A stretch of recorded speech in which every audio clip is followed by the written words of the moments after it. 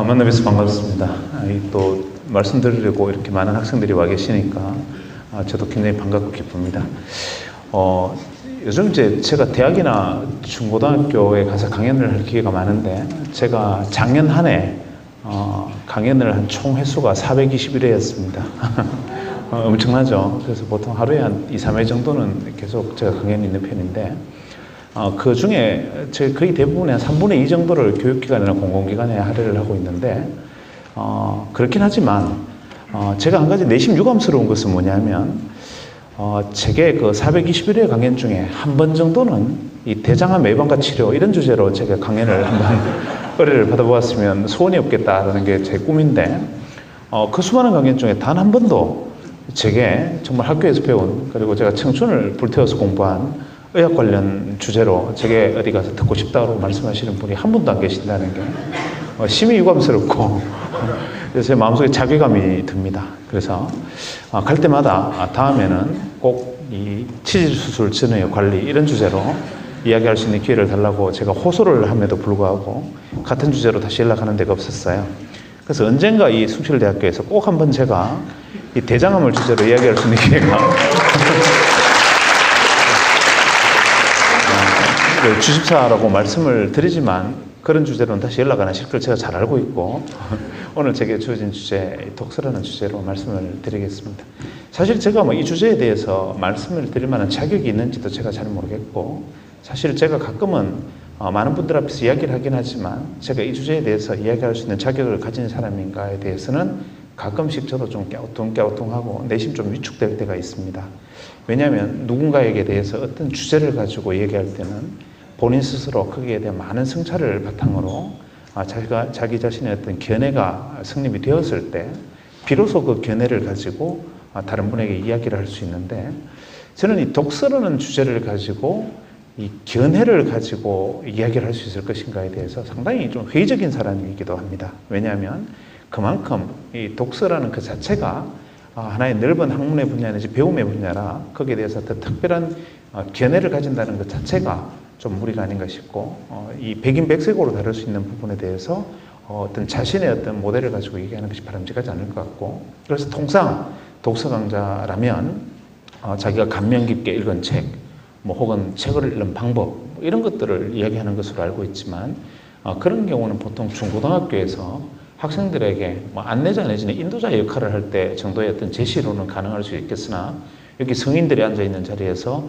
책은 이렇게 읽어야 됩니다라는 그 자체가 사실 주제 넘은 이야기가 될 수 있을 것 같습니다. 그래서 오늘 저는 편안하게 그야말로 제가 원래 이제 한 47 정도 됐으니까 여러분들 자기 이제 조카뻘 정도 되는 분들이라 조카들 앞에서 그냥 편안하게 이런저런 그냥 세상 사는 이야기 이런 이야기를 들려드리는 기분으로 독서라는 거창한 주제를 가지고 이야기하기보다는 책이라는 것이 인생에 어떤 의미를 가질 수 있고 계기를 미칠 수 있고 또 우리가 그것을 어떤 입장에서 한 사람이 있었던가에 대한 제 그냥 삶에 대한 이야기를 비하인드 스토리로 그냥 들려드릴까 싶습니다.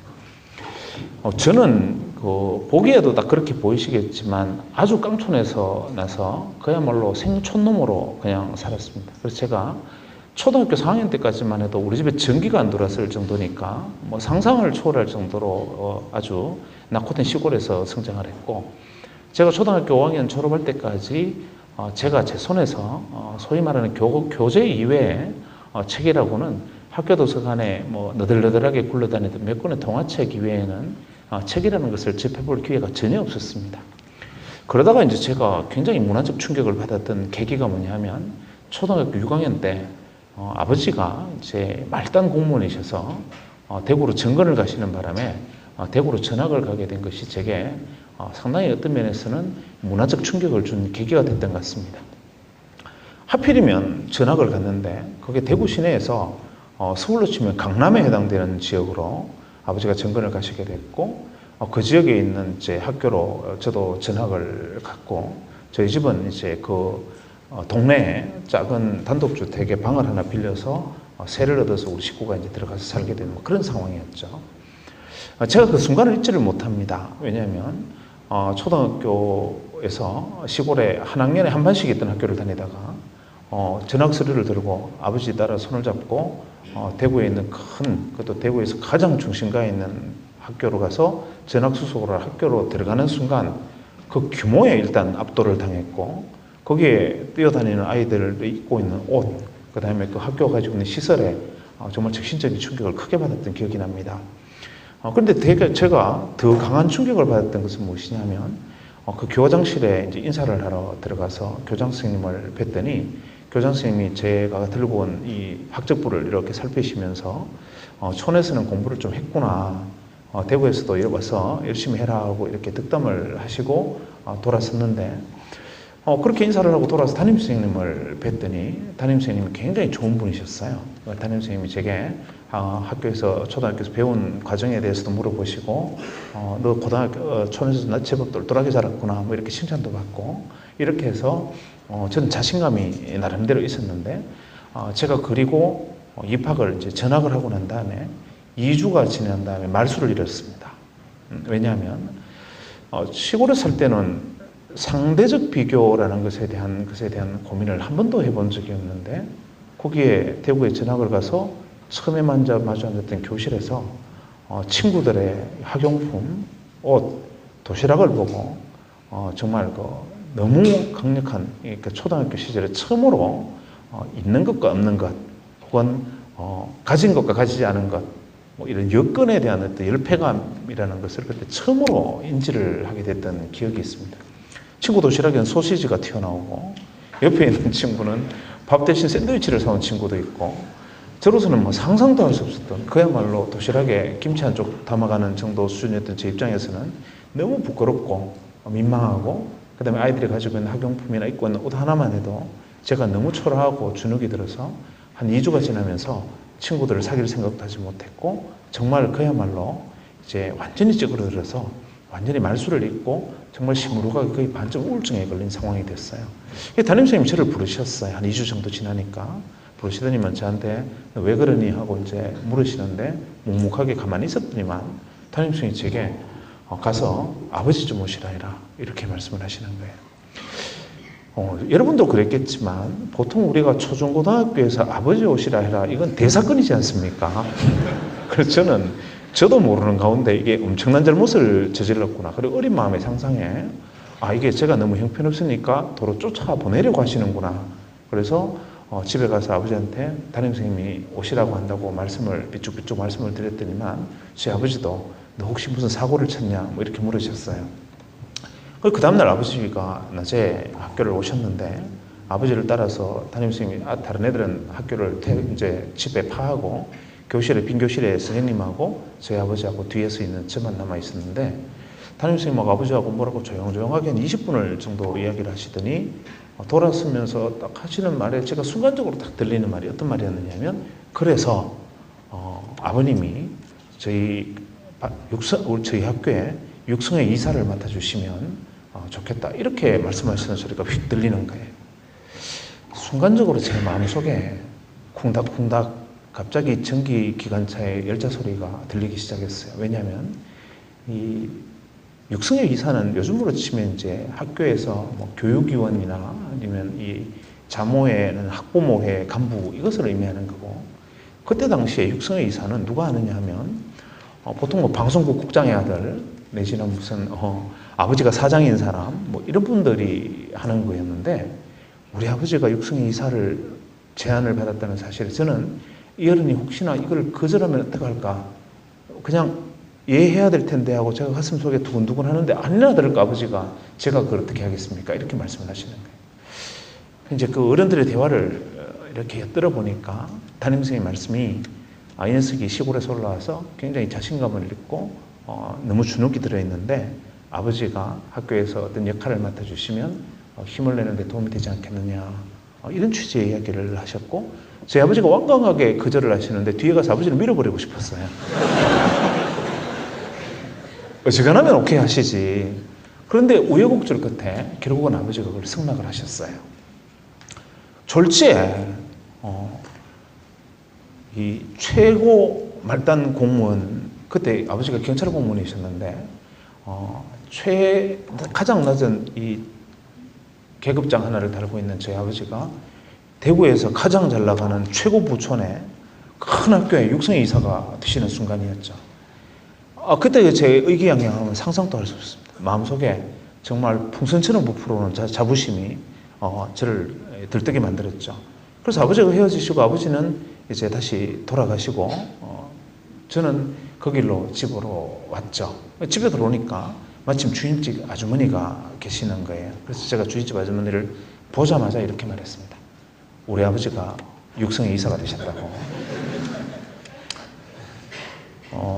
제가 어린 마음속에 주인집 아주머니에 대한 어떤 이 주와 종의 관계라는 표현보다는 좀 맞지만 주와 부의 관계라는 부분에 대한 인식은 좀 있었던 것 같아요. 왜냐하면은 제 어머니가 떠들면 안 된다, 뭐 물을 많이 쓰면 안 된다 이런 얘기를 계속 저한테 주시를 시켰기 때문에 그래서 그렇게 자랑을 하는 순간 저희 주인 아주머니가 저한테 하신 말씀이 제 가슴 속에 그런 말뚝처럼 와서 심장에 박혔습니다. 뭐라고 말씀을 하셨느냐면 아직도 그때 그 표정과 말이 생생하게 기억이 나는데 그때 당시 경찰관을 비하하는 용어, 여러분들은 짭새라고 그러죠. 그런데 경찰관을 비하하는 표현이 똥파리라는 표현이 있었습니다.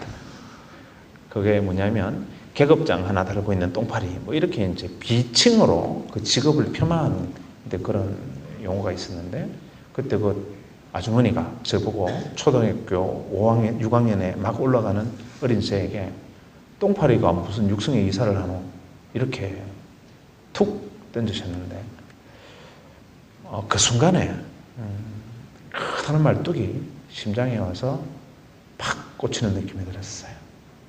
그 순간 이것이 어떤 의미를 가지는 것인가라는 것을 순간적으로 돌아보게 됐고 그때 그 순간 머릿속에서 정말 사이렌 소리가 울리는 기분이 들었어요. 이게 자랑이 아니었구나. 우리 아버지가 소위 말하는 사회적으로 이런 대우를 받고 있구나. 혹은 그의 아들인 내가 이런 처지에 있구나 라는 것을 그 순간에 깊은 자각을 했죠. 그리고 그 다음 날부터 밤에 자면서 혼자서 눈물을 흘리면서 이를 깨물었습니다.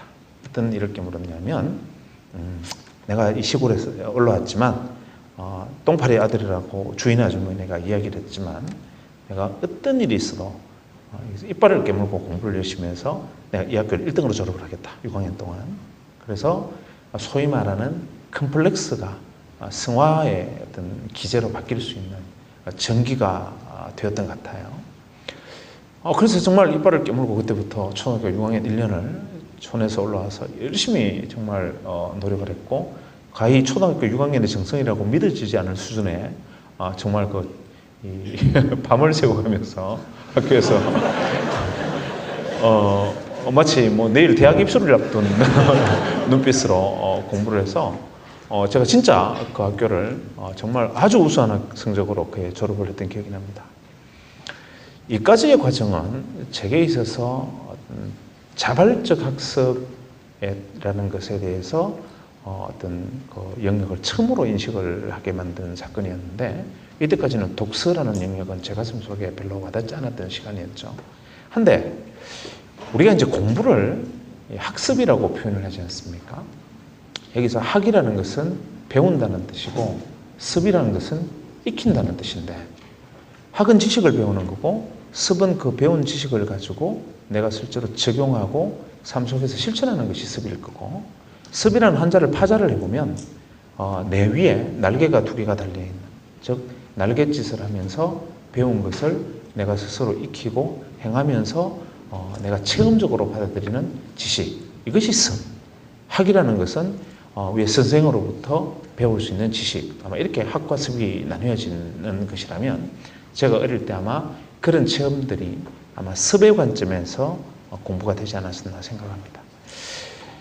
근데 그 과정 속에서 한 가지 굉장히 두 번째 정신적 충격을 주었던 두 번째 동기가 뭐냐면 제가 이제 어느 정도 그래도 그 나름대로 공부를 좀 하게 되니까 초등학교 때는 나름 또 공부가 권력 아닙니까? 그래서 이제 공부를 조금 잘하게 되니까 주변에 친구도 생겼고 그 친구 집에 따라서 놀러 가기도 되었는데 친구 집에 놀러를 가자 해서 밤에 이제 저녁에 퇴근을 학교를 파하고 오후에 친구 집에 놀러 갔는데 거기서 두 번째, 이번에는 굉장히 포지티브한 문화적 충격을 받습니다. 왜냐하면 친구 집에 갔더니 그 집에 세상에 집안에 계단이 있는 거예요.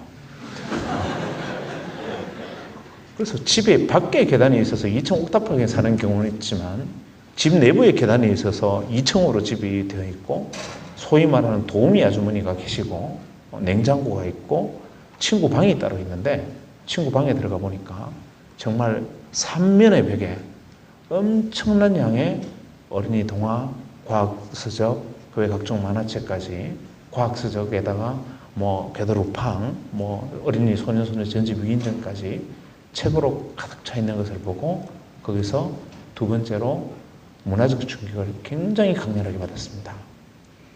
아, 이 책이라는 것을 직접 돈 주고 사서 집에다 꼽아놓고 있는 경우도 있구나. 게다가 이렇게 엄청난 양의 책을 이 장서를 비치하고 있는 경우도 있구나. 부러움의 대상이었죠. 왜냐하면 그때는 그 책을 읽는 것이 어떤 의미인 걸 몰랐으니까 그것이 또 제게 있어서 두 번째 컴플렉스로 우리 집에는 책이 한 권 없지만 이 집에는 책이 가득하다라는 데 대해서 두 번째 컴플렉스를 안게 되었는데 이 컴플렉스가 어디에서 해소되느냐 하면 중학교 진학을 하면서 해소가 됐습니다. 중학교에 진학했는데 마침 그때는 저희들이 중고등학교라고 불리는 중학교와 고등학교가 같이 있는 중학교로 진학을 했는데 이 중학교와 고등학교가 같이 공용으로 쓰는 도서관이 있었어요. 이 중학교만 있는 게 아니라 고등학생까지 같이 있는 도서관이니까 도서관의 규모가 적지 않았고 어린 제 눈으로 보았을 때는 거의 장서의 바다였습니다. 그래서 중학교 1학년에 입학을 하고 오리엔테이션 할 때 도서관을 따라서 들어가는 순간 그때 친구 집에서 받았던 그 문화적인 컴플렉스를 여기서 해소할 수 있겠구나라는 생각이 가슴이 두근두근 했어요. 그래서 중학교 3년을 다니면서 수업을 마치면 도서관으로 바로 퇴근을 했습니다. 그래서 거기서 학교가 고등학교 수업이 끝나면 도서관이 문을 닫으니까 거의 중학교 수업이 한 4시부터 심지어는 저녁 먹는 것을 잊어버리고 저녁 10시까지 앉아서 책을 읽었던 그런 경험이 있는데 사실은 제가 뭐 트위터에는 남의 이름을 빌려서 이 표현을 썼었지만 사실 그때는 제가 어떤 느낌이었냐면 처음에는 밥 먹는 걸 잊어버리고 책을 읽었습니다. 왜냐하면 처음에는 컴플렉스라는 것을 극복하기 위해서 포지티브하게 승화된 것이 책 읽기라는 행위였다면 그 책 읽기라는 행위라는 것이 제게 하나의 관성을 만들어주면서 한 권의 한 권의 책을 읽어나간다는 그 사실의 어떤 뿌듯함이 그 다음에 이 중학교를 통틀어서 내가 가장 많은 책을 읽어나가고 있다는 그 자부심에 혹시나 도서관에 누가 따라와서 책 읽는 아이가 있으면 제가 걔보다는 더 오래 앉아 있어야 되겠다는 경쟁심 이런 것들이 이제 작용하면서 그때부터 책을 읽어나가는데 처음에는 밥 먹는 거를 잊어버렸습니다. 그러다가 나중에는 밥을 먹지 않았다는 사실을 잊어버렸습니다. 그래서 책을 읽는 동안에는 내가 밥을 굶었다는 사실마저 잃어버리고 중학교 3학년을 도서관에서 보내면서 제가 경험했던 그때 읽었던 수많은 독서의 경험들이 제 인생의 지배적 경험으로 남아있었던 것 같습니다. 그때 읽었던 책들을 지금 쭉 꼽아보면 과연 내가 이 책을 이해를 하고 읽었을까라는 생각이 들 수밖에 없는 작품들이 많았죠. 흔히 뭐 요즘 우리 세계문학에서 고전이라 불리는 책들, 뭐 적과 까라마조프가의 형제들, 데미안과 이런 책들은 중학교 1학년 때 읽었고 심지어는 어떤 것이 양서인지 악서인지 구분을 할 수 없으니까 뭐 대망이라든지 뭐 이런 그 당시 어떤 일본 무사 이야기까지들도 그때서 독파를 하면서 중학교 3학년에 걸쳐서 거기에 있는 책들을 거의 다 읽어냈던 그런 기억이 있습니다.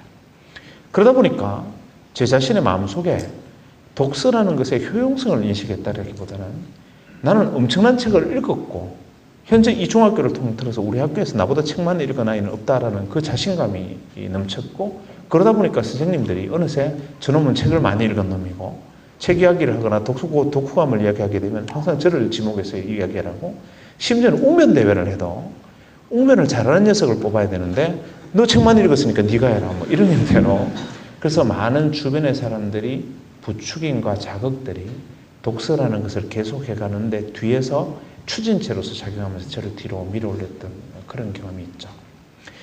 근데 독서를 여러분들이 어떻게 생각하시는지 모르겠지만 저는 중학교의 경험을 고스란히 돌이켜보면 제일 처음에 책을 읽은 것은 분명히 재미있는 책을 읽게 되는 것 같습니다. 그나마 그 중학교에 있던 도서관에 있던 그 많은 책들 중에서 제가 이름은 기억나지 않지만 제일 처음에 손에 들었던 책은 분명히 읽다가 재미없으면 덮고 읽다가 재미없으면 덮다가 이게 재밌다면 읽고, 그때 제가 재밌다라고 처음 생각했던 책이 돼지였던 것 같은데, 펄벅의 돼지. 그래서 저도 저희 이 어린아이가 중학교 입학할 때 돼지를 주면서 펄벅의 돼지를 읽어보라 했더니만 그 많은 책을 읽으면서도 재밌다라고 얘기를 해요. 그래서 이 문장의 난이도와 달리 이 책이 재미있는 책과 재미없는 책이 있었을 텐데, 처음에 재미있는 책을 읽다 보면 나중에는 독서를 놀이로 생각하고 독서에 안주하게 되면 계속 재미있다라고 생각되는 장르에서 계속 빠져있게 되지만, 내가 독서에서 제가 그때 느꼈던 경험은 나름대로 경쟁심, 컴피티션이 있었기 때문에 다른 아이들이 똑같은 책을 읽어나가면 나는 그것보다 좀 더 뽐내는 다른 책을 읽어야겠다라는 생각에 다음 단계 저한테는 수준에 조금 넘치는 책을 건너가고 조금 넘치는 책을 건너가다 보니까 두 번째, 이 마조히스틱한 책 읽기라는 습관이 길러진 것 같습니다. 그래서 마조히스틱한 책 읽기가 뭐냐면, 제가 쓰는 용어이긴 한데 저자 중에 세디스트적인 글쓰기를 하는 분들이 계시죠. 이 책을 읽는 사람들이 얼마나 고통스러울까를 의식하면서 일부러 어렵게 쓰시는 분들, 수업도 세디즘적인 수업을 하시는 분들이 교수님들이 계시지 않습니까? 이 학식이 높으신 선생님들이 너무 이 과학적인 강의를 하시면 도대체 이게 무슨 소리야 하고 한 시간 내내 입만 벌리고 있다 끝나는 수가 많듯이, 책도 이 세디스트적인 글쓰기를 하시는 분들이 있죠. 왜냐하면 독자의 입장은 전혀 배려하지 않는, 이 지구상에 독자는 나만 있다는 생각으로 자세로 글을 쓰시는 이런 분들이 있는 반면, 마조히스틱한 글쓰기는 뭐냐면, 우리가 겨울에 입술이 터서 갈라졌을 때 그냥 가만두면 낫는 걸 뻔히 알면서도 괜히 그것을 이빨로 깨문다든지 손톱으로 딱지를 뜯으면서 피를 내야 만족하는 분들이 계시죠. 그래서 왜냐하면 인간은 자기에게 주어지는 작은 고통이 견딜만 하면 그 작은 고통을 극복하는 기쁨을 누리기 때문에 일어나는 현상이죠. 책 읽기에서도 제가 주변의 친구들을 따돌리기 위해서 읽었던 책의 습관이 나중에는 어떻게 붙었느냐 하면, 약간 마조히스틱한 이 책을 읽으면서 다소간의 고통을 느끼지 않으면 즐겁지 않은 단계가 중학교 3학년이 지나면서 습관이 굳어진 것 같습니다. 그래서 그 이후로는 제가 지금 읽기에 많이 부담스러우면 포기를 하고, 지금 읽기에 편안하면 덮어버리고, 지금 읽기에 조금 힘들다고 생각되는 책들만 계속 골라서 읽기 시작했던 것 같은데, 지금은 이제 학생들에게 가서 강연을 하면 당신이 책을 읽을 때 책이 학습이라고 생각되고 체험이라고 생각되고 그것이 나를 발전을 위한 도구라고 생각되면 지금 당신이 읽기에 조금 힘든 책을 읽어라. 왜냐하면 지금 당신이 읽기에 가장 편안한 책은 그 놀이다라는 표현을 제가 보통 쓰는데, 왜냐하면 내가 지금 현재 읽어서 편안하다는 것은 이 내용을 나는 쉽게 이해할 수 있고 이 책이 주장하는 논지에 대해서 나는 편안하게 수용을 하고 있다는 뜻이니까 굳이 깊은 사유와 숙고를 하지 않아도 이미 나는 그 세계에 들어가 있다는 의미니 나의 발전을 위해서 큰 도움을 주지 않는다라는 생각을 하죠. 그래서 조금씩 어려운 책을 읽다 보니까 고등학교 2학년 때 집어들게 된 책이 드디어 니체였습니다. 그래서 고등학교 2학년 때부터 이제 니체를 끼고 다니기 시작했는데 친구들이 보면 얼마나 재수가 없었겠습니까? 근데 사실 그때 저는 책 읽기의 어떤 그 희열, 책 읽기라는 것이 한 발 한 발 나아가는 자기 자신의 어떤 이 책 읽기에 의한 지식이 확대되어 가는 과정. 왜냐하면 학교에서 가르쳐 주는 것은 수직적 교육이고 내가 수동적 학습이지만 책 읽기라는 것은 내가 능동적인 학습의 영역에 속하는 거죠. 왜냐하면 책은 내가 스스로 찾아서 선택을 하고 분야도 내 마음대로 선택을 하고 또 공부하는 방법도 내가 마음대로 내가 책상 위에 다리를 얹고 공부를 해도 되고 심지어는 속옷만 입은 차림으로 해도 되고 심지어 앉아 정좌한 채로 줄을 끄면서 이건 내가 선택하기 나름의 문제지만 우리가 배우는 일반적인 수동적 형태의 학습이라는 것은 그 나름대로 룰들이 있지 않습니까? 그래서 이 독서라는 것은 자율적 형태의 능동적 학습에 속하는 것이고 또 학과 습의 관점에서 놓고 볼 때도 학이라는 것은 그것을 배우기 위한 나름대로 질서가 있죠. 오늘 여러분들이 제 이야기를 듣기 위해서는 여기서 물구나무를 쓰고 매달려서 수업 듣는 것은 룰에 어긋나는 일이지 않겠습니까? 최소한 또 여기서 저하고 이 말씀을 나누는 과정에서 여러분들이 옆에 친구하고 핸드폰하고 떠드는 것은 나름대로의 룰을 깨는 것이죠. 나름의 질서가 있는 것이고, 또 학이라는 것은 커리큘럼이 있고 내가 원튼 원치 않든 수용해야 되는 체계가 있습니다. 그래서 일방적인 수용적 형태가 우리가 학의 문제이죠. 근데 습이라는 것은 태도, 체험, 경험과 습관, 그것을 내 몸에서 체화하는 과정인데, 독서는 학과 습의 영역을 동시에 가지고 있는 것이죠. 왜냐하면 독서를 하는 습관과 그 책을 읽고 받아들이는 태도, 또 그것을 내가 체험하는 과정, 그로 인한 사유와 숙고, 이러한 부분들은 내가 배우는 학 못지않게 내 자신의 어떤 삶의 태도와 내 마음속의 시름시를 정리해가는 습의 관점이 같이 묻어 있는 것이라, 사실은 능동적 의미에서 학습이라는 두 가지 양면성을 가지고 있는 것이라고 생각이 됩니다. 그래서 고등학교 2학년 때 니체에 빠져들기 시작했습니다. 그래서 자라투스트라는 이렇게 말했다는, 그때 그 당시에 읽으면 굉장히 가슴이 떨릴 만한 이야기들이지 않습니까? 그래서 니체의 자라투스트라를 2번 정도를 읽었었는데, 한 번은 이제 부상사가 발생했습니다. 왜냐하면 고등학교 2학년 때 수업 시간에 앉아서 창밖을 내다보니까 오후 1시에 창문 바로 옆에까지 올라 플라타너스 잎에 햇살이 반짝반짝 부딪히는 모습을 보면, 여러분 왜 경험이 있으시겠지만 마음속이 환장을 하지 않습니까? 왜냐하면 플라타너스 잎이 마치 은빛 배를 뒤집는 물고기처럼 보이고, 그 플라타너스에 비치는 이 빛이 번쩍이는 그런 모습을 보면, 우리 왜 중고등학교 다닐 때는 내가 이 순간에 앉아서 수업을 듣고 있다는 사실에 몸부림 진저리가 쳐지는 뭐 그런 순간이 있지 않습니까? 고등학교 2학년 때 어떻게 플라타너스가 저렇게 햇빛에 배를 뒤집는데 내가 여기 앉아서 인수분해를 하고 있을 수가 있는가 라는 철학적 고민이 심각하게 생기는 거예요. 그래서 6교시에 과감하게 책상을 빼서 옥상으로 올라갔습니다. 그리고 옥상에다 책상을 올려놓고, 옥상에 책상을 올린 건 아니죠. 옥상에다 책상을 올려놓고 거기에 앉아서 자라투스트라를 펴고 해바라기를 하면서 우아하게 책을 읽기 시작을 했는데, 그 시간에 제가 독일어 시간이었다고 생각이 되는데, 독일어는 비준비다 오네게겐 드리페어스 오라바 이런 거 외우는 시간이잖아요. 그런데 아시겠지만 저희들은 한 클래스에 70명이 다녔던 베이비부모의 세대라 70명 중에 한두 명 빠지는 것은 흔적도 없는 거죠. 여러분이 말죽거리 잔혹사 같은 영화를 보셔서 알겠지만, 뭐 책상 한두 개 빠져서 앞으로 당겨주면 그 아이들이 있다 없다는 것을 선생님이 전혀 파악도 되지 않는 그런 교실이었는데, 제가 한 게 간과했던 것이 있었습니다. 왜냐하면 그 교실에서 제가 가장 부피를 크게 차지하는 존재감이 있는 친구라는 걸 제가 몰랐어요. 제가 고등학교 2학년 때 몸무게가 90kg였으니 어떤 선생님도 2학년 3반 교실에 오면 저놈이 자리를 차지하고 있어야 정상으로 보이는 거죠. 근데 다른 친구가 빠지는 건 표시가 나지 않지만, 제가 빠지는 것은 금방 눈에 띄인다는 사실을 제가 깜빡해버리고, 저도 다른 친구들처럼 자리를 빼서 독일어 수업을 빼서 니체를 읽으면서 해바라기를 하면서 우아하게 책장을 넘기고 있었는데, 갑자기 뒤통수에 불이 번쩍 하는 느낌이 들었어요. 보니까 독일어 선생님이 올라오셨어요. 그때 선생님한테 이제 이 손에 잡혀서 교무실로 인도되어서 길 잃은 어린 양을 선생님이 이제 이 교무실로 인도를 하셨죠. 근데 그때 제가 지금도 아직 좀 유감스러운 점이 뭐냐면, 제가 그때 그 선생님이었으면 머리 한번 쓰다듬어 주거나 뒤통수 한번 치고 넘어갈 수도 있는 일이 아니었을까. 왜냐하면 수업을 빠지고 제가 이 난사반 무슨 잡지를 본 그런 것도, 선데이 스쿨을 본 것도 아니고, 또 수업을 빠지고 앉아서 제가 무슨 다른 어디 뒷동산에 가서 몰래 담배를 핀 것도 아니고, 수업 시간에서 올라가서 이 책을 읽고 있었기 때문에, 너 이게 뭐하는 짓이냐 라고 물었을 때 빛이 너무 좋았어요 라고 표현했던 저에게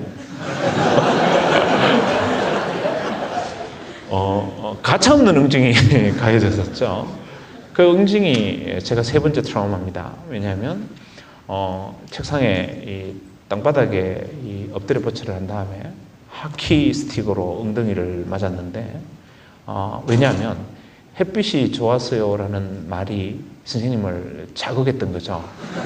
왜냐하면 돌이켜보면 이해는 됩니다. 스님 입장에서는 이놈이 나를 놀리고 있다라는 생각을 하실 수가 있는 일이었으니까요. 그때 스님이 저한테 복창하라고 구호를 한 대 맞을 때마다 구호를 복창하라 하셨는데 그 구호가 짜라투스트라는 이렇게 맞았다 했습니다. 그래서 한 대를 맞고 짜라투스트라는 이렇게 맞았다 퍽 이렇게 해서 정말 은금은금 길 정도로 매를 맞았던 그런 추억이 있는 것이 짜라투스트라였습니다. 그때 이후로 또 저는 이 컴플렉스를 승화시키는 또 탁월한 능력이 있지 않습니까? 그 이후로 니체의 저작들을 광적으로 모으기 시작해서 제가 현재 아마 우리나라에서 니체 관련 저작을 전문 연구자를 제외하고는 가장 많이 가지고 있지 않을까 생각이 될 정도로 그때 이후로 니체는 집착증이 생겼어요. 그런 집착증이 생기니까 또 세상의 모든 것은 동전의 양면 아니겠습니까? 그 집착의 결과 어떤 것이 생겼느냐 하면 니체가 전복했던 그 시대의 사유가 문제가 아니라 니체의 말 한마디 한마디를 과잉 확대 해석하는 버릇이 생긴 거죠. 예를 들면 어떤 말이 명언이 되기 위해서는 그 말이 명언일 필요는 없죠. 그걸 해석하는 사람이 명언으로 해석해 주는 것이 바로 이제 명언이 되는데 저는 니체의 말 한마디 한마디를 모두 명언으로 해석을 했죠. 그러면서 제가 니체의 책 중에서 즐거운 지식에 있는 한 구절, 익숙하지 않은 것에 대한 선의, 새로운 것에 대한 호의라는 짧은 한 개의 구절에 갑자기 그 구절을 딱 대하는 순간 뒤통수에 벼락을 맞은 느낌이 들었어요. 이거다. 내가 지금까지 책을 읽고 여기 미쳐 있었던 이유가 바로 이거구나. 니체 선생님은 내가 이걸 읽을 걸 미리 예측을 하고 오늘의 이 시점에서 내가 이 문장을 발견하기 위해서 장치를 걸어뒀구나 라고 생각할 정도로 그 줄에 빨간 줄을 긋고 그때부터 그 구절을 머릿속에서 깊이 새기기 시작했습니다. 왜냐하면 저도 스스로 좀 걱정이 됐어요. 왜냐하면 대학을 가고 저희들은 학력고사 시대라 논술과 필요도 없고 독서는 하등 성적과 상관이 없고 대학 가는데 도움이 안 되는 상황이라 저희 때는 고등학교 1학년 말 이후에 독서는 금지령이 내려져 있었습니다. 그래서 학교에서 교재 이외에 책을 들고 와서 읽는 행위는 거의 학교에서 그냥 소주를 마시는 것과 거의 유사한 반항에 해당되는 그런 행동으로 취급을 받았던. 왜냐하면 그때는 주입식 교육에서 빨리 많은 것을 공부해서 좋은 점수를 내는 것만이 최선이었고 그때는 독서를 하는 것은 어떠한 도움이 되지 않는 그런 시기였으니까요. 심지어 저희들 시대는 여러분도 그랬을지 모르겠지만 일반적으로 학력고사에 나오지 않는 과목들은 과목 자체를 폐하고 그 시간에 공식적으로 영어 수학 시험으로 대치되는 그런 시기였으니까 그때 그 책을 보면 저도 심리적인 갈등이 굉장히 컸죠. 내가 왜 이러나. 지금 내가 촌에서 아버지가 힘들게 정말 그 박봉에 열심히 돈을 벌어서 학교를 보내고 교육을 시키고 있는데 내가 지금 이런 짓을 해도 되나라는 죄의식이 있었습니다. 길트가.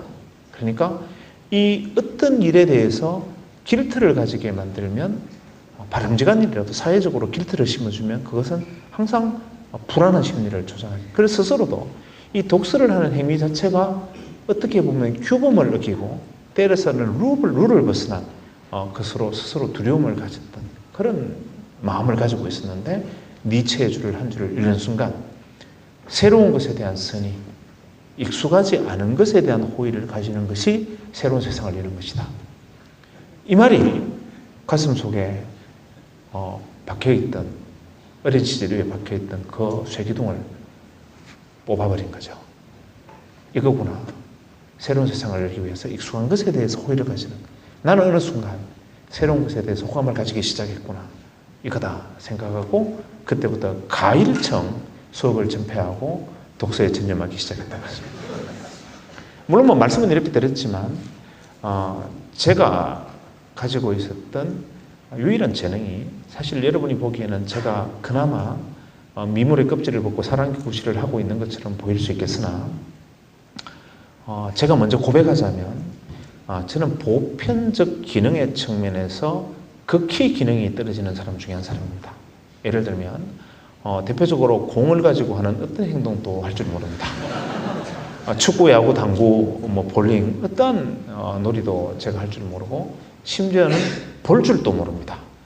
축구에서 오프사이드 반칙을 이해한 게 불과 4, 5년 전이었으니까요. 그뿐만 아니라 기능적으로도 할 수 없습니다. 심지어는 피리 하나도 제가 불 줄을 모르고, 심지어 노래방에서 노래를 불러도 제가 부를 수 있는 노래가 없을 정도, 어떤 놀이든 어떤 기능이든 제가 가지고 있는 기능이 없습니다. 그리고 심지어 집에 형광등 하나 갈아 끼는 것도 제 아내가 불안해서 빗겨라 내가 할게 뭐 이렇게 말할 정도로 제가 기능이 떨어지는 사람인데, 딱 하나 그나마 떨어지는 기능을 보충할 수 있었던 유일한 것이 앞서 말씀드렸던 우연한 기회의 자극으로 시작되었던 책 읽기의 놀이, 이것이 제 인생의 아마 유일한 기능으로 남아있었던 것이 아닌가라고 생각을 합니다. 그 과정을 거쳐서 이제 대학을 진학을 하는데 고민에 빠졌죠. 왜냐하면 저는 내심 집안의 형편이 그때 여의치 않았으니까 아버지가 문과는 가면 바꿀면 죽는다. 그 시대에는 무조건 일단 이과를 가라 해서 이과를 진학을 해서 고등학교 졸업할 때 성적을 내면 되게 어떤 전공을 선택할 것인가 결정을 해야 되는데, 저는 이과로 진학을 했지만 내심은 어떤 마음이 있었느냐 하면 문과로 가겠다. 할 수만 있다면 이런 생각을 하고 있었는데, 제 아버지가 저녁에 저를 부르시더니만 의대를 갔으면 좋겠다라고 말씀을 하세요. 저는 제가 기능장애가 있는 사람이라는 걸 잘 알기 때문에, 의대는 굉장히 기능적인 측면이 강한 곳이지 않습니까? 두 번째, 제가 보기에는 굉장히 여러분 보시기에도 살벌해 보이지만 실제로 굉장히 성격은 굉장히 두려움이 많고 겁이 많아서 사실은 뭐 그때 피를 보거나 끔찍한 일을 굉장히 이렇게 잘 못하던 극히 어울리지 않는 내면을 가지고 있었죠. 그런데 의과대학을 가라는 제 아버지 권유에 대해서 쉽게 받아들일 수 없었음에도 불구하고 5분 생각하고 그렇게 하겠다고 대답을 했습니다. 왜냐하면 아버지가 저한테 하신 말씀이 저를 진정으로 설복을 시켰는데, 제 아버지가 제게 하신 말씀이 이거였습니다. 일생을 공무원으로 살아왔는데 내가 너네들을 잘 입히고 잘 먹이지는 못했지만 굶기지는 않았던 것 같고, 근데 한 가지 아버지가 일생을 살면서 겪었던 가장 큰 고통은 내가 말단 공무원이었다는 사실도 아니고 경제적으로 여유가 없다는 것도 아니고, 딱 하나, 내 자신의 자유의지와 소신에 의해서 살지를 못했다. 명령을 내리면 따라야 됐고, 그때 당시에 권위주의 시대에 박정희 정권을 넘어가는 그 권위주의 말기 시절에 이것이 옳든 옳지 않든, 예를 들면 내 아들뻘밖에 안 되는 대학생이 만약에 뭔가 가치를 외치면서 주장을 했을 때 밤에 가죽장갑을 끼고 그 집에 쳐들어가서 그 아이를 잡아서 끌고 나와서 수갑을 채워서 감옥에 보내야 되는 직업을 가지고 있었던 분으로서의 정신적 회의가 너무너무나 컸던 거죠. 그래서 저한테 그 얘기를 하셨어요. 네가 1년만 있으면 대학에 가는데 나는 네 친구들을 국가가 명령해서 잡아가더라면 잡아가둬야 된다. 그것을 내가 포기하면 내가 근사하고 있는 나의 모든 식구들을 나는 내가 포기해야 된다. 아버지 인생이 이런 인생이었다. 이렇게 말씀을 하세요. 그러면서 저한테 나는 네가 일생을 통해서 갑으로 살았으면 좋겠다. 언로사면 출세하기도 쉽고 달려가기는 쉬울지 모르겠으나 작은 갑이라도 갑으로 살았으면 좋겠다. 이 말씀을 하시는데 저는 그 말이 깊은 의미를 잘 몰랐습니다. 여러분도 사회생활 중에 고민을 하게 될 겁니다. 적당하게 어리되면 수월합니다. 누군가에 대해서 적당히 타협하고 가치에 대해서 적당히 외면하고 또 적당히 숙이고 적당히 비굴해지면 그 적당히 남보다 빠르게 우회적으로 빠르게 자기가 가고자 하는 목표에 도달할 수는 있으나 그 을로 산 삶은 나의 삶이 아닐 것이다. 갑으로 산다는 것은 혼자서 계단을 오르는 것이라 내 다리가 팍팍하고 힘들고 속도는 느리겠지만 대신 어떤 누구로부터 간섭받지 않고 내 자신의 자유의지로 내가 살아가는 온전한 내 인생을 살아가는 방법이다. 아마 제 아버지가 제게 그런 말씀을 하셨던 것 같아요. 그러면서 아버지가 하시는 말씀이 단순히 의사를 해서 돈을 많이 벌으라는 얘기가 아니라 아버지 친구들 중에 생활을 보니까 갑으로 사는 애가 의사밖에 없더라. 사업하는 애는 사장을 해도 거래처하고 만나고 하면서 내 굽신굽신 얼로 살고 공무원은 더 말할 것도 없고 군인은 더더욱 말할 것도 없고 사법고시 쳐서 판검사 된 친구도 마찬가지고 자기 소신대로 자기 삶을 살 수 있는 유일한 직업이 의사인 것 같아서 나는 네가 의사를 했으면 좋겠다. 이렇게 말씀을 하세요. 그래서 두 말 안 하고 알겠습니다 하고 의과대학을 진학했는데 의과대학을 진학하고 또 고민에 빠졌습니다. 갑으로 사는 건 좋은데 하루하루가 너무 생각보다 여의치가 않아요. 왜냐하면 의과대학에서 진행되는 교육과정은 저하고는 되게 적성에 그렇게 잘 맞지 않는 분야고 억지로 따라가긴 하지만 이것이 즐겁지가 않아서 야, 내가 이것을 과연 일생을 통해서 이 직업을 통해서 내가 기쁨을 얻을 수 있을까 고민을 많이 했죠. 그러면서도 할 수 있는 유일한 도피처는 역시 의과대학을 다니면서도 조금 전 시간이 나면 친구들이 미팅하고 당구를 칠 때 저는 책을 끼고 다니고 친구들이 그레이 아나토미라는 해부학 책을 끼고 다닐 때 저는 옆에서 하버마스를 끼고 다니고 이런 형태의 어떤 다른 사람을 조금 엇갈리게 사니까 의과대학 안에서도 저놈은 이상한 놈이다. 해부학 6급 직전에까지 코너에 몰려가지고 시험 치기 전날 도서관에 아나토미 해부학 책하고 그 옆에 나란히 다른 소위 말하는 일반적인 그 책들을 놓고 있는 이상한 놈이다. 뭐 이렇게 이제 취급을 받았던 기억이 납니다. 그 시기에 제 어떤 시기였느냐 하면 권위주의 시대가 절정에 이르렀습니다.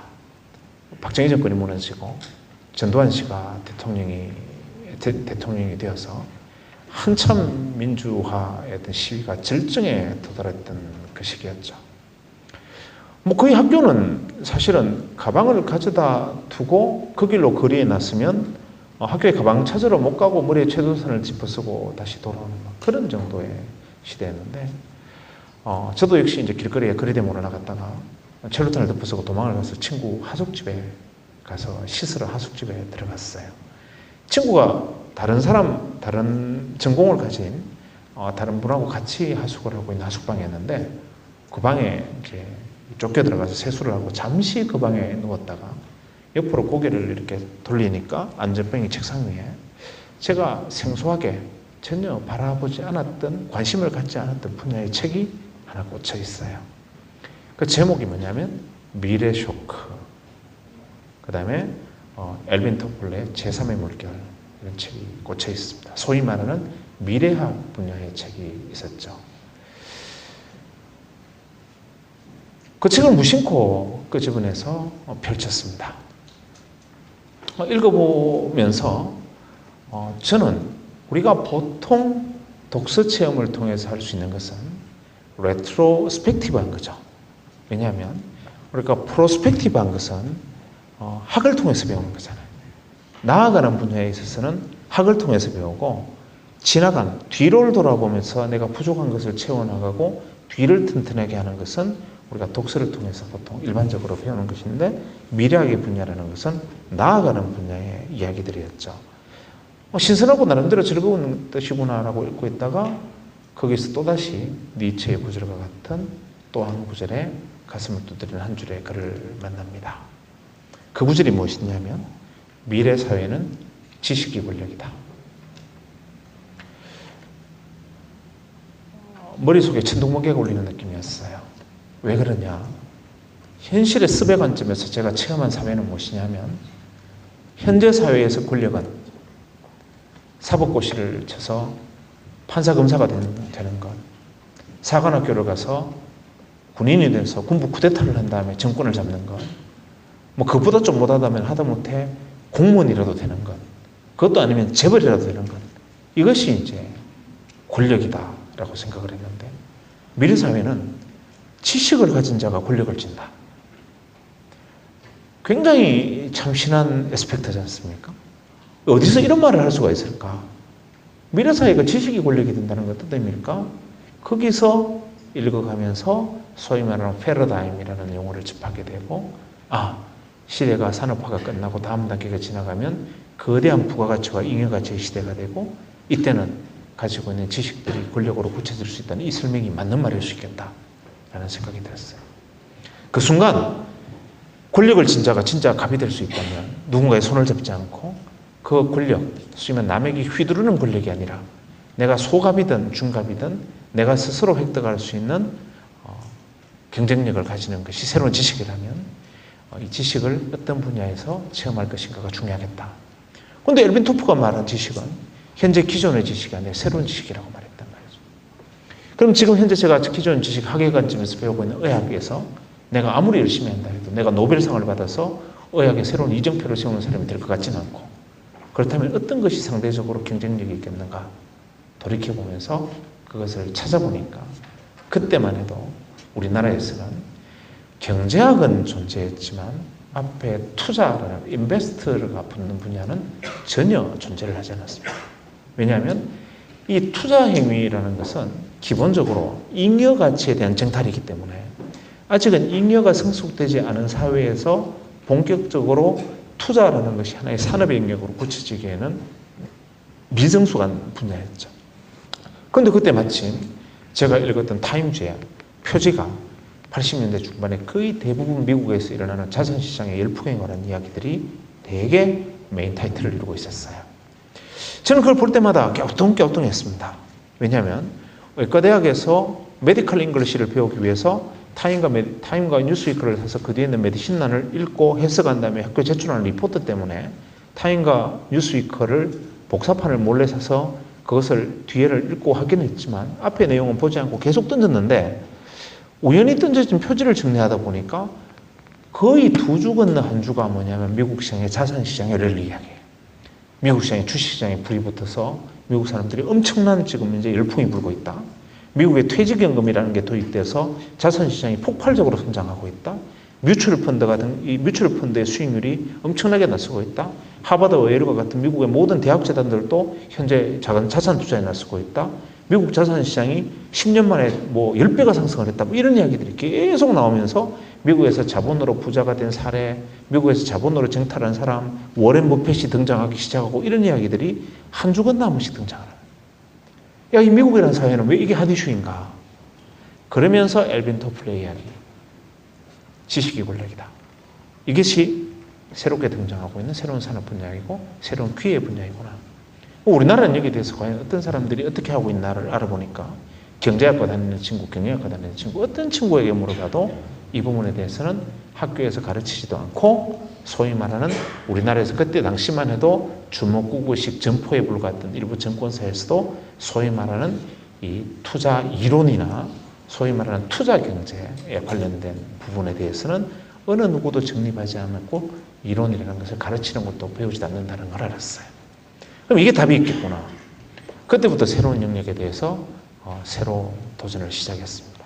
어떻게 했느냐 하면 미국의 마운트 사이나이 병원에 유학가 있는 선배한테 적국제 전화를 걸어서 형님 미국에서 제일 큰 서점 가셔서 자산 투자와 관련된 부분, 투자 이론과 관련된 부분 책을 사서 소포로 보내주시면 제가 돈을 보내드리겠다 하니까 그 선배 반응이 어땠겠습니까? 생식세포가 증식되는 데 미치는 네 가지 영향, 뭐 이런 책도 아니고, 인간의 호르몬 대사에 관련된 뭐 이런 이야기도 아니고, 투자 이론에 관련된 책을 의과대학 후배가 보내달라 하니까 처음에는 황당한 반응을 보이지 않겠습니까? 그래서 제가 정중히 몇 번이나 쫄라서 나중에는 쫄랐더니만 이분이 너무 신경질 나고 짜증나니까 책을 어떻게 보냈느냐면 서점에서 책을 다 긁어서 정말 52권을 보냈어요. 국제 우편으로 52권의 책이 왔는데 이것을 도저히 감당을 할 수가 없지 않습니까? 일단 짧은 영어에 읽을 수도 없고, 두 번째, 여러분도 경험해 보셨겠지만 전공서적은 누구나 쉽게 읽지만 자기 전공이 아닌 분야에 대해서는 용어나 이해가 어렵기 때문에 쉽게 그것을 읽어낸다는 것은 거의 불가능한 일이지 않습니까? 그래서 혼자는 안 되겠다. 이거는 반드시 누군가를 꼬드겨서 함께하는 수밖에 없다 생각하고, 제가 볼 때 우리 의과대학 동기 중에서 의사로 성공할 가능성이 가장 없어 보이는 가장 상수가 없어 보이는 친구를 골랐습니다. 그 두세 명을 골라서 내가 보기에는 너는 의사로서 성공할 가능성이 제로다. 그 다음에 내 말을 믿어라. 인사이트를 믿어라. 미래는 분명히 이게 새로운 분야에서 우리도 미국보다 20년, 30년 뒤처지는 우리 사회에서 언젠가 이게 부각되는 시점이 오는데 이거 아무도 공부 안 했다. 그래서 그 친구들을 꼬드기는데 성공을 했습니다. 여러분들도 이것을 꼭 가슴에 새겨야 되는 것이 친구는 굉장히 중요하죠. 이 건주자 적 건묵자흑이라고 먹을 가까이 하면 검은 물이 들 수밖에 없는데 제 친구들이 결국 거기서 검은 물이 들었어요.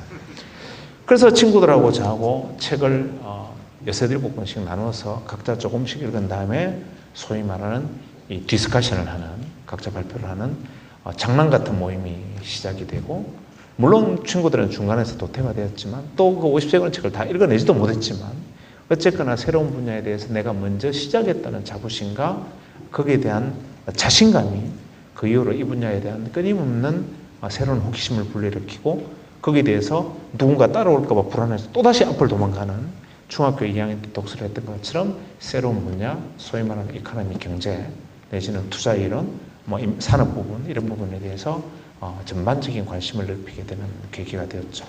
그래서 돌이켜보면 중학교 때 읽었던 수많은 문학, 중학교, 고등학교를 거쳐가면서 접근하기 시작했던 철학과 사회학과 역사, 대학을 들어가면서 경험했던 실용, 경제, 심지어는 과학, 일반 과학, 아니면 산업, 미래학, 이런 다양한 분야의 독서 체험들이 비로소 그 과정을 통해서 이루어졌던 것 같습니다. 또 혹은 대학 2학년 때 토플러의 책을 읽다가 미래사회는 지식이 권력이라는 한 구절에서 전율을 느낄 수 있겠는가 라는 점을 생각을 해보죠. 그럼 저는 어떻게 그 구절을 승화할 수 있는 탁월한 재능을 가지고 있었을까요? 아니라고 생각합니다. 그와는 전혀 분야가 다르지만 중학교 때 내내 읽어왔던 문학 분야에서 다양하게 읽어왔던 독서의 체험이 문장과 단어를 혹은 주제와 맥락을 이해하는데 분명히 토대를 다졌을 것이고, 고등학교 때 제가 읽었던 니체를 비롯해서 철학인문, 힐스베르그의 철학사, 이런 이야기들을 통해서, 혹은 제자백과의 이야기들, 이런 책들을 읽으면서 인간의 사유체계라는 것, 그 다음에 사람이 말을 할 때 언어라는 것이 어떤 것에 대한 이해를 할 수가 있을 것 같습니다. 아시다시피 사람의 생각은 말로 모두 전할 수 없고 말은 글로 다 옮길 수가 없죠. 그래서 어떤 저자가 글로 옮겨놓은 한 줄의 의미라는 것은 읽는 자에 따라서 해석의 여지가 엄청나게 크게 증폭되어서 와닿을 수 있고, 굉장히 축소되어서 사실 그 의미가 소멸되어 버리는 경우도 있는데, 이것을 한 줄의 글 속에서 간파하는 것은 한 권의 책을 사서 내가 그것을 붙들고 열심히 재독, 삼독한다고 그것이 본질이 간파가 되는 것이 아니라, 사실은 오늘 한 권의 책에서 내가 영감을 얻었다면 그것은 사실 그 이전에 내가 행해온 학과 습의 과정 내지는 수많은 어떤 체험의 과정 속에서 그 한 줄의 글 속에, 문장 속에 숨어있는 의미를 이해하는 나름대로의 토대를 구축했을 경우에 그것이 내가 새로운 계단을 놓는 도구가 될 것이고, 또 그것을 통해서 새로운 세계를 발견했을 때 그것을 계속 다져나가면 그를 바탕으로 다음에 새로운 세상을 만났을 때 한 줄의 글 혹은 한 권의 책 혹은 한마디의 메시지 속에서 또 새로운 것을 발견하고 새로운 세계를 열어가는, 이것이 바로 우리가 독서의 체험이 아닐까라는 생각을 하게 됩니다. 그렇게 해서 이제 쭉 책을 읽어나가면서 다양한 체험을 하게 되다 보니까 나중에 이제 실용적으로 부딪히는 문제가 하나 발생을 했어요.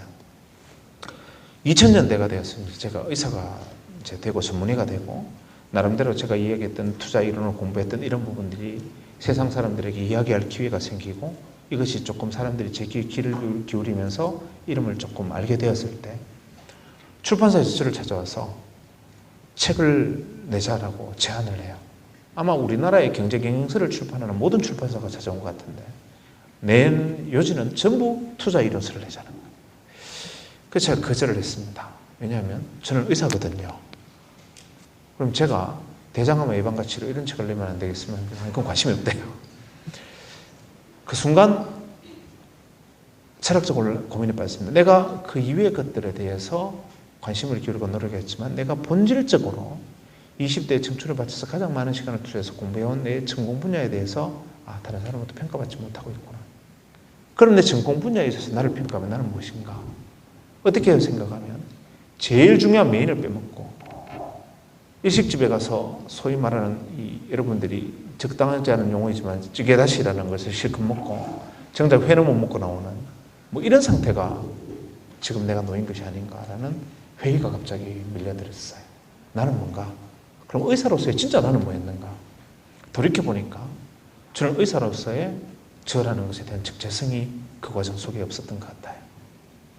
다른 것들을 해나가는 데 대한 자랑스러움만 가지고 있었는데 알고 보니까 정작 자랑해야 될 것, 정작 내세워야 될 것, 정작 제가 가지고 있어야 될 것을 가지고 있지 못한 것 같다. 나는 어떤 것을 가지고 있었을까? 돌이켜봤어요. 그러면서 자기 합리화를 시작했죠. 역시 독서의 경험이죠. 독서의 경험은 다양한 자기 합리화를 가능하게 합니다. 저는 그때 생각을 이렇게 했습니다.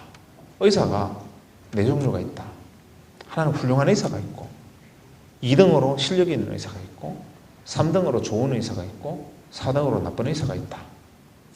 훌륭한 의사는 내가 아니면 이 환자를 살릴 수 없다라는 정도의 의학적 스킬과 훌륭한 학문을 가진 능력 있는 실력 있는 의사 플러스 인간의 생명을 존중하고 삶의 가치관을 존중하면서 환자와 똑같은 높이에서 무릎 꿇음으로 다가가서 환자의 손을 잡아줄 수 있는 마음을 가진 사람이 훌륭한 의사다.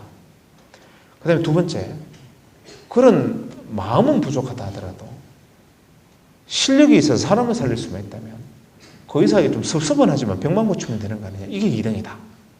3등은 실력은 없다. 아니어도 대신 치료해 줄 사람 많다. 하지만 실력은 없는 대신 환자가 찾아왔을 때 그의 마음을 위로해주고 손을 잡아주고 최소한 그가 두려워하는 것을 위로해 줄 수 있는 의사만 있다면 그건 나름대로 좋은 의사라고 할 수 있다.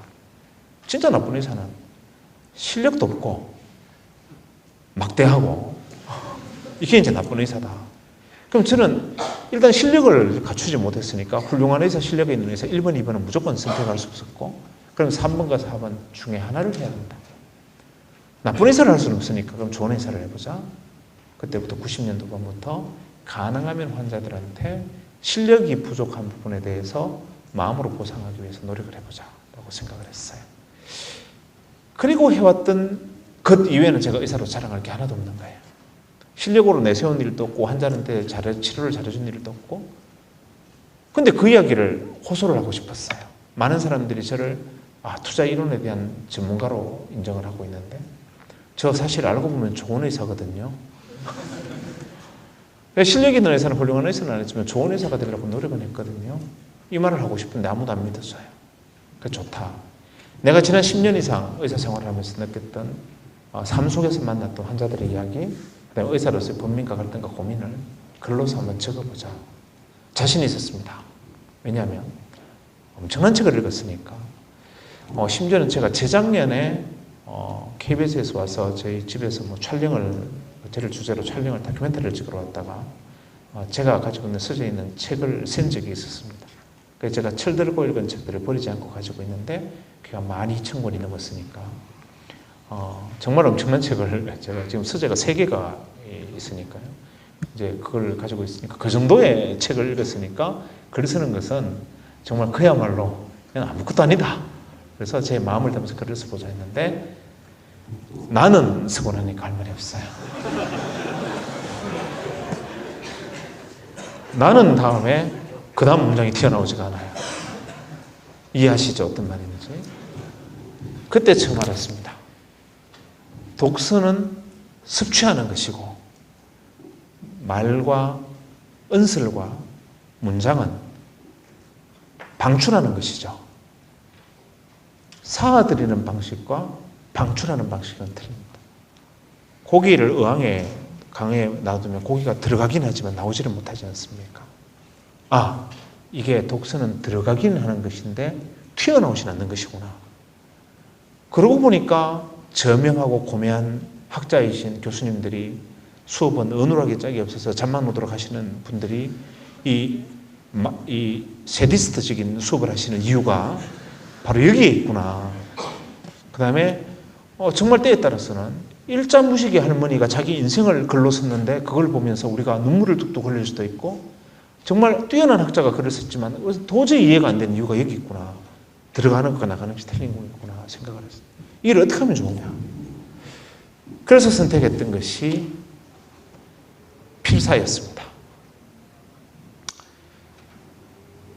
세상의 모든 것은 선각자를 따르는 거죠. 제가 왜 필사를 선택했느냐 하면 화가들이 학습하는 방법을 제가 책을 읽다 보니까 화가들은 처음에 공부를 할 때 유명 화가들의 그림을 모사를 하는 거, 모작을 그리는 것으로 출발을 한대요.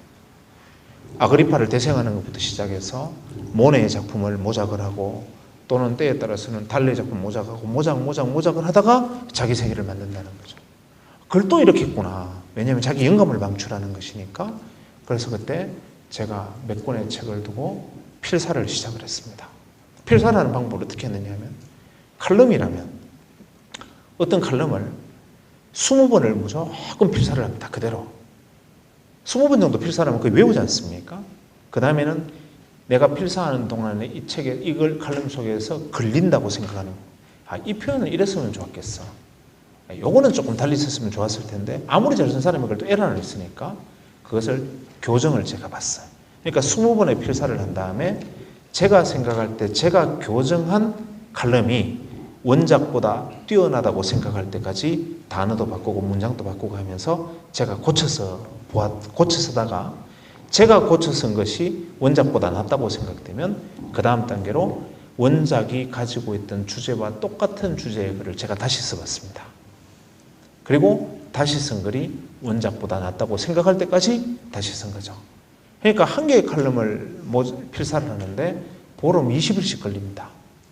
그것을 계속 필사를 하고 그 다음에 그것을 고쳐 써서 원작보다 낫다고 생각이 되면 그 원작이 가지고 있던 주제를 가지고 저는 새로운 글을 써서 그 글이 이것보다 나아야 되니까 그 작업을 칼럼을 통해서는 반복을 하고 그 다음에 정서와 심리, 감정을 조율하고 감정을 표현하는데 제가 읽은 책 중에서 가장 탁월한 능력을 가진 작가라고 생각했던 오정희 선생님의 단편선을 이 책이다라고 고른 다음에 제가 그때 당시 읽었던 책 중에서 오정희 선생님이 쓴 수많은 단편들이 인간의 심리 혹은 갈등과 긴장과 내면 세계를 표현하는데 가장 적합한 언어다라고 생각하고 오정희 선생님이 쓴 단편집을 필사를 계속 한편에서는 하나는 칼럼체, 하나는 문학적인 설명을 충분히 묘사할 수 있는 오정희 선생님의 글을 계속 필사를 하고 모방을 해나갔죠. 그 작업을 한 1년 반 정도 진행을 하고 다시 나는 이라고 글을 시작했습니다. 그때부터는 술술 쓰지기 시작했어요. 그게 제가 첫 번째 썼던 에세이 시골의 아름다운 동행입니다.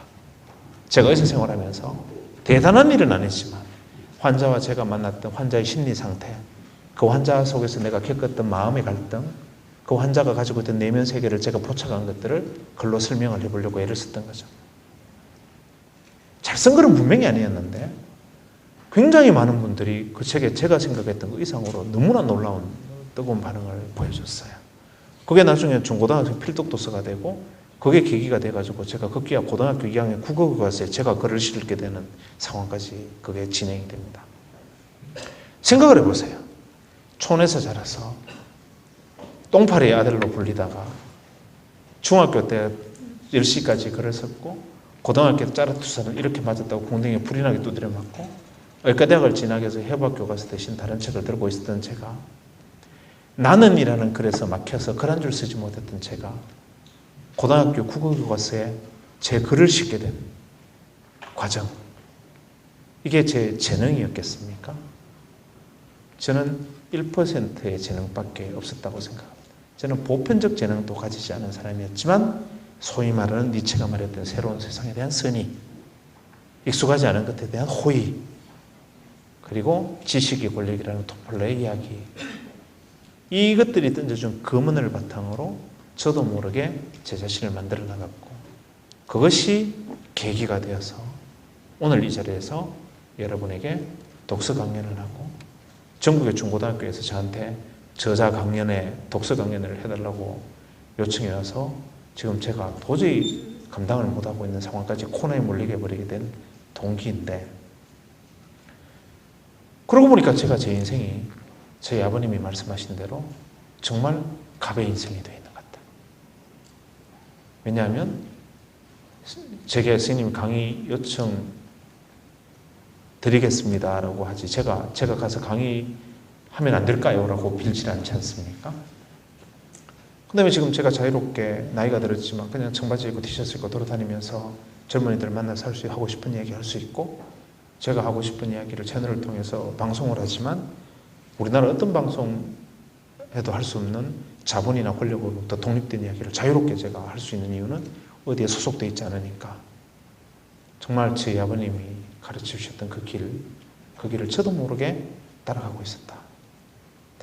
그래서 돌이켜보니까 오늘 제가 이 자리에 서게 된 동기는 그것이 우연이었던 필연이었던, 우리가 살아서 이 자리에 있는 것은 어쩌면 여러분하고 저하고 제가 마주하고 있는 이 순간도 바로 수많은 우연들의 스파크 속에서 이루어진 필연 아니었겠습니까?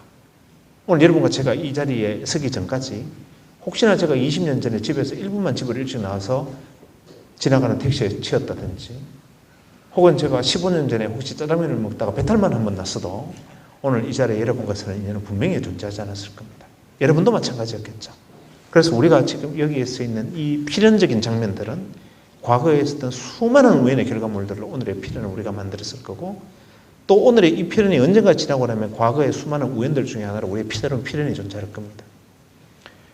독서라는 체험, 학과습이라는 체험, 부모라는 체험, 사회라는 체험, 학교라는 체험, 그리고 보면 이 순간 우리가 살아 숨쉬는 모든 공간이 텍스트다.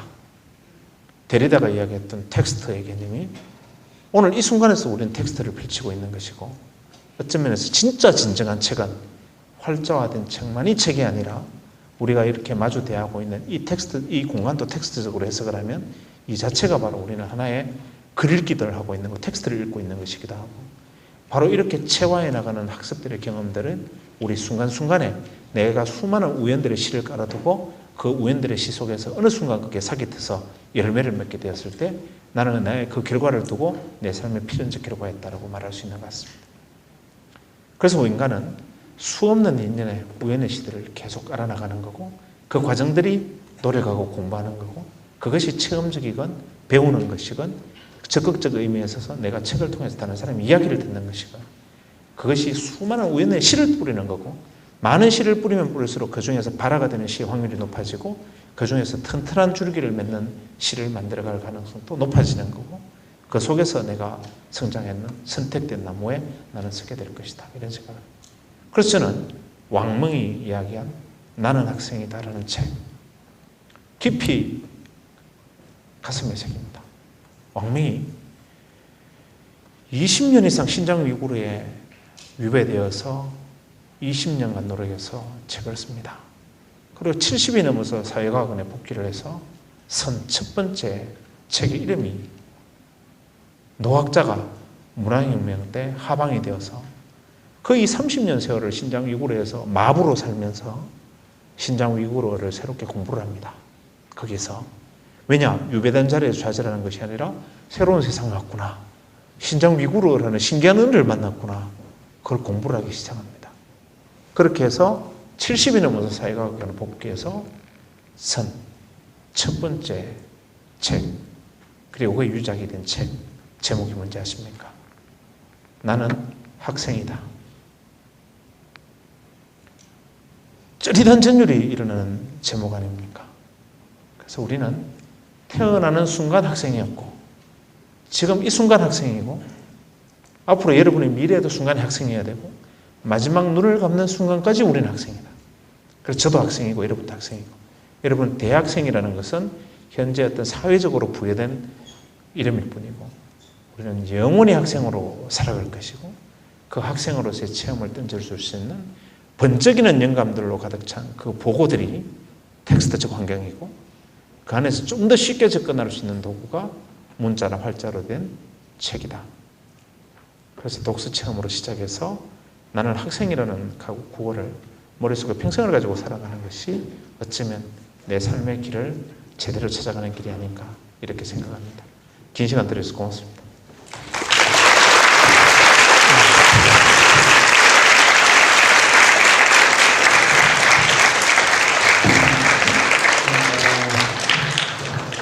저자님이 그 질문할 수 있는 시간을 좀 주셨거든요. 그 마이크 있죠? 그 마이크. 예. 질문하실 분 한번 손 들어주시겠습니까? 예, 저기 빨간 눌러주셔서 제가 마이크를 갖다 주세요. 예.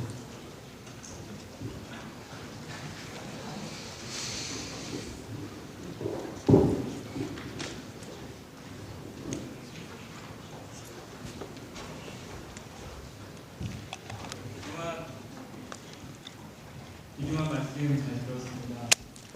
그러면서 스케줄도 많고 하신데 혹시 의사라는 직업을 포기할 거라고 생각하신 적이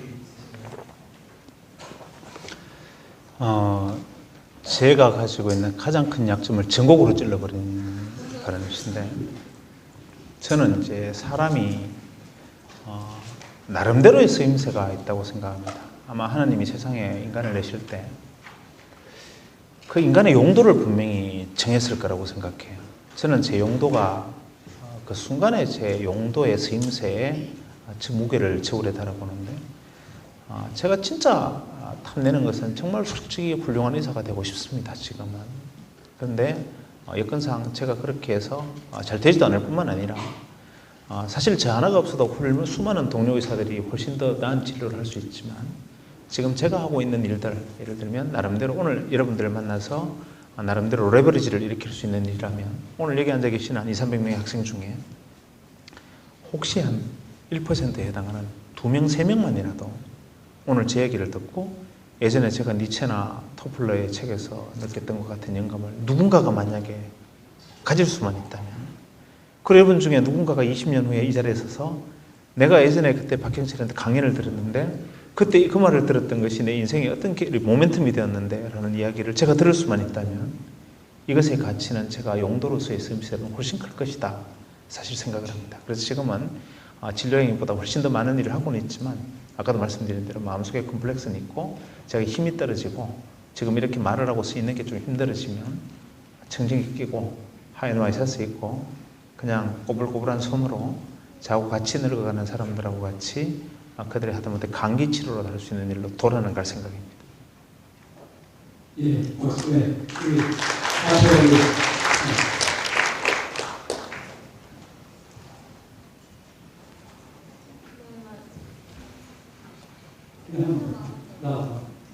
네, 말씀 잘 들었습니다. 질문이 두 가지가 있는데요. 첫 번째는 여기 계신 분들 거의 다 독서의 중요성을 다 아실 거라고 생각이 듭니다. 근데 아무래도 시험 검정 때문에 시간이 나오면 단어 하나라도 더 외우고 이런 마인드가 다 정립이 돼 있으실 거라고 개인적으로 생각을 해요. 지금 현 20대가. 그래서 현 20대에게 실질적으로 어떤 독서를 할 수 있을 만한 그런 필요한 마인드를 좀 제시해 주셨으면 좋겠고요. 두 번째는 1년에 거의 4분기가 넘는 강연을 하신다고 하는데 그 밖에도 뭐 다른 일들도 많이 하시는 걸로 알고 있는데요. 스트레스나 물체적 피로가 쌓일 때 어떤 방식으로 푸시는지에 대해서 궁금합니다. 저는 사실 스트레스를 잘 안 받습니다. 그 점에서는 제 아내가 더 강력한 선수인데, 제 아내는 스폰지 같은 사람이라 송곳으로 찔러도 쑥쑥 들어가 버립니다. 그래서 부부싸움이 안 돼요. 여러분 잘 안 믿으시겠지만 20년 제가 대학 1학년 때 저하고 동기였으니까, 그러니까 대학 1학년 때 대학 동기였으니까 지금까지 그 친구를 만난 지 지금 거의 30년의 세월이 다 돼가지 않습니까? 한 번도 싸우지 않았습니다. 믿으시십니까? 제가 착해서 그런 게 아니라 상대방이 스폰지면 때려도 망치로 때려도 어쩔 수가 없잖아요. 근데 저는 그 친구의 영향을 좀 받아서인지 제 감정에 동요가 그렇게 큰 편은 아닙니다. 제가 이제 말하는 걸 들어보면 이렇게 음조가 높낮이가 별로 없죠. 그렇듯이 이 말은 뭐냐면 좋은 의미에서는 화를 좀 덜 낸다는 표현이 있고, 나쁜 의미에서 말하면 좋은 감정도 드러내는 것이 조금 익숙치가 않아요. 그렇기 때문에 스트레스에 대한 이 톨러런스도 상당히 큰 편이고, 그래서 저는 스트레스라는 것이 과연 어떤 의미일까에 대해서 가끔 곰곰이 생각해 볼 때가 있습니다. 스트레스 하는데 스트레스가 뭐지? 걱정을 스트레스라고 하나? 왜냐하면 걱정과 고민은 내가 살아가는 힘이거든요. 아까도 제가 말했지만 저는 어릴 때부터 그걸 서브리메이션, 승화하는 것에 대해서 트레이닝이 좀 되어 있었던 것 같습니다. 저는 밖에 나가서 이런 얘기 절대로 안 합니다. 우리 젊은 학생들을 대상으로니까 제가 교만한 말씀을 드리는 건데 고민과 걱정을 통해서 나는 해법을 모색하는 과정에서 내가 한 발 나아가죠. 걱정과 고민이 없는 사람은 죽은 삶입니다. 그래서 인간은 항상 고민과 걱정을 해야 되고 오히려 진짜 스트레스라면 내가 고민과 걱정이 없는 것은 내가 혹시 죽어 있는 것이 아닌가라는 고민을 해볼 수 있는, 스트레스를 받을 수 있겠죠. 그래서 저는 고민과 걱정이 있으면 그것을 해결하는 걸 즐기니까 나름대로 스트레스는 들어가는데 따로 스트레스를 즐기는 방법. 그래서 저는 골프도 안 치고 술도 안 먹고 담배도 안 피고 아까 말씀드린 놀이도 할 줄 모르고 아무것도 할 줄은 모릅니다. 그러면 친구들은 저보고 너 뭐 때문에 사냐? 이렇게 말하는 사람들도 있는데 사람이 살아가는 세계는 다양한 게 있죠. 우리가 생각하는 어떤 것은 피상적인 것뿐만 아니라 다양한 방식이 있을 수 있으니까 저는 여러분들에게도 그렇게 가끔 말을 합니다. 여러분도 마찬가지 우리가 청춘이 발산하는 거라고 이야기들 하지 않습니까? 저는 그렇게 생각하지 않습니다. 청춘은 속으로 삼키는 거지 발산하는 게 아닙니다. 우리가 청춘은 좌충우돌하는 거고 내가 가지고 있는 것을 뜨겁게 불사르는 거다 생각하지만 불사르고 나면 죄만 남습니다. 내 가슴 속에 뜨거운 불덩어리가 나를 견디지 못하게 하고 내 심장을 태울 것 같고 막 토해내고 싶고 그러다 보니까 어떨 때는 술도 먹고 괴로워하고 벽에다 머리를 박아도 보고 때에 따라서는 이 세상의 모든 것을 뭔가 하나의 가치에 던져보고 싶지만 나는 아직 미숙하다라는 사실을 기억해야 됩니다. 오늘 저 역시 다 미숙할 거고 여러분은 턱없이 미숙하죠.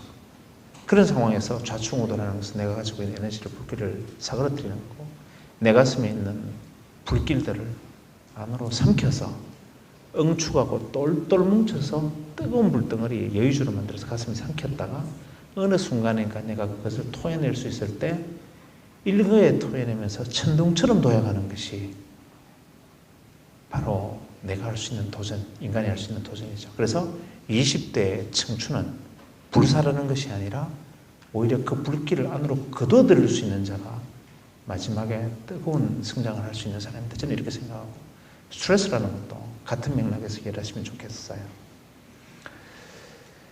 그 다음에 또 하나의 질문이 있었죠? 스트레스에서 말고. 취업 문제 때문에. 그 부분은요. 저는 이제 이 부분에 대해 짧은, 원래는 그 자체에 대한 질문에 대한 강연을 2시간을 해야 됩니다. 그런데 짧게 답변을 드리면 저는 이제 강연을 다양한 주제로 이야기했는데 오늘 여러분도 제가 오늘 여기 와서 여러분에게 말씀드리는 이 1시간 반의 시간 동안 강연 준비를 제가 안 했습니다. 오늘 어떤 이야기를 할까에 대한 생각도 해보질 않았어요. 그냥 이 자리에 와서 눈빛을 보고 분위기를 보고 거기에 적당한 이야기를 그냥 제가 이야기를 하다 보면 1시간 반 또 이야기를 이렇게 할 수 있게 되고 아마 오늘 제가 여러분에게 한 강연은 제가 단 한 번도 이런 내용의 강연을 해본 적이 없는 강연을 했을 겁니다. 그러니까 준비하지 않았다는 얘기죠. 왜 이런 말씀을 드리냐면 저는 그렇지 못한 사람이나 그만큼 제가 이야기할 수 있는 뒤에 창고를 많이 가지고 있다 이런 의미였을 거고요. 여러분에게 필요한 것입니다. 저처럼 다양한 창고를 가지고 있는 것은 제나야 하는 일이고 여러분들은 구슬을 꿰는 능력을 가져야 되는데 여러분들은 지금 많은 구슬을 가지는 것만 교육을 받아왔어요.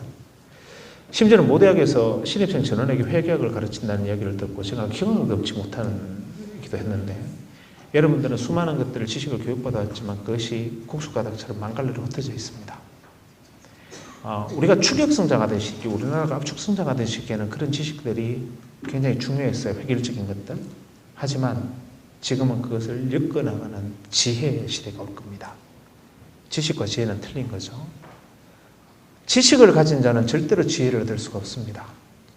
지혜를 가진 자는 지식을 쉽게 익힐 수가 있죠. 지식을 많이 가지고 있다고 해서 내가 방법을 찾지 못합니다.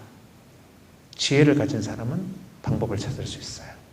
그래서 여러분들이 지혜를 찾는 노력을 해야 됩니다. 지금까지는 지식을 가진 자가 리더십을 가졌고 지식을 가진 자를 기준으로 소위 말하는 스펙을 사회를 만들었고 그것이 오늘날의 리더십이고 주류인 것처럼 보이지만 사실은 우리 시대의 이야기입니다.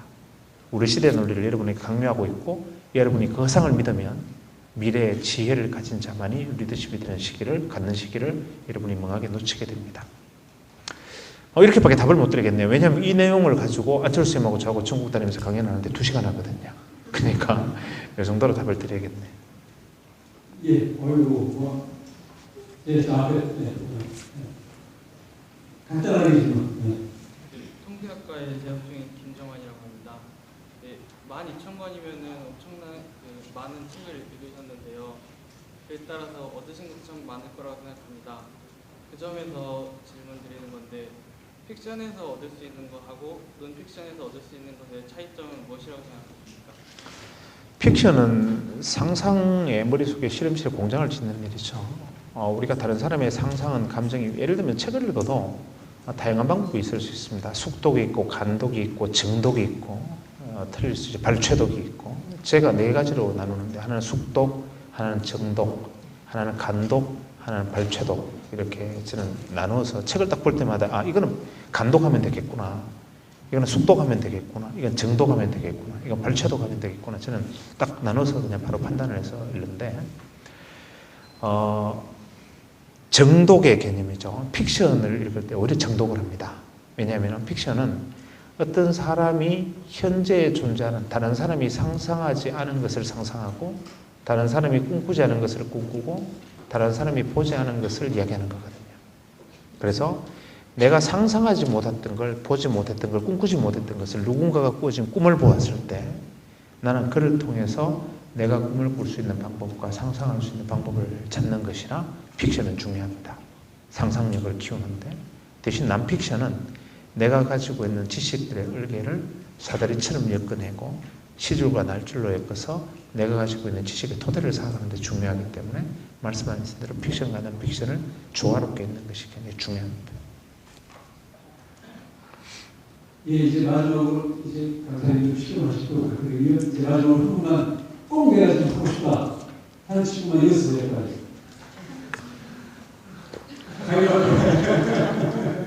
이거 있고, 이들아. 네, 안녕하십니까. 강북지는 미래를 위해 내공을 쌓고 있는 대학생 이지훈입니다. 네, 세계가 아니라 국내의 많은 청년들에게 지도를 해주시는 많은 기업가 분들이나 학식 있는 분들이 학생들에게 저는 가슴 뛰는 일을 찾으라고 말하는데요. 제가 아까 소개를 받으실 때는 투자를 하신다고 들었는데 제가 알기로는 여러 가지 일을 많이 하시는 걸로 알고 있어요. 칼럼니스트 등등 일을 많이 하고 계시는데 박병철 15의장님의 가장 가슴 뛰는 일은 무엇인지 이야기를 듣고 싶습니다.